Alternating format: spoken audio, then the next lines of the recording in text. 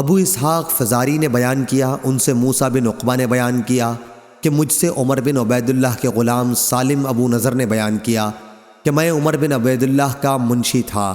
سالم نے بیان کیا کہ جب وہ خوارج سے لڑنے کے لیے روانہ ہوئے تو انہیں عبداللہ بن ابی اوفا رضی اللہ عنہ کا خط ملا۔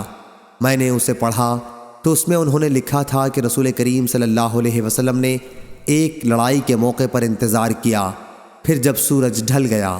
صحیح بخاری حدیث نمبر 3024۔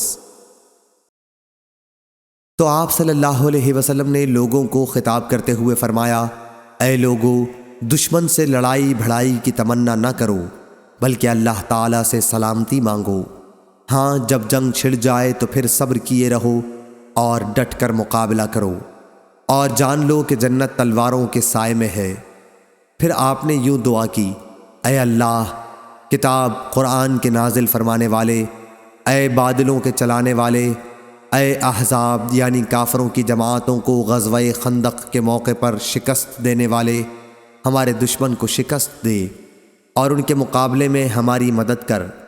اور موسیٰ بن عقبہ نے کہا کہ مجھ سے سالم ابو نضر نے بیان کیا کہ میں عمر بن عبید اللہ کا منشی تھا۔ ان کے پاس حضرت عبداللہ بن ابی اوفا رضی اللہ عنہ کا خط آیا کہ رسول کریم صلی اللہ علیہ وسلم نے فرمایا تھا، دشمن سے لڑائی لڑنے کی تمنا نہ کرو۔